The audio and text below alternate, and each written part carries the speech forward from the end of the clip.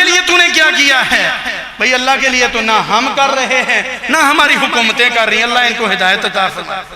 आप मीडिया से वाबस्ता लोग हैं, मुझसे बेहतर जानते हैं। ऐलान होता है वजारत उलिया की तरफ से, क्या है जी, अल्लाह के फजल से इफ्तिदा हो रहा है। किस चीज का? मौसीकी का हम मुकाबला करवाने जा रहे हैं, डांस का, मौसीकी का, गुनगुनाहट का। पूरे पंजाब में हम इसको प्रमोट करेंगे।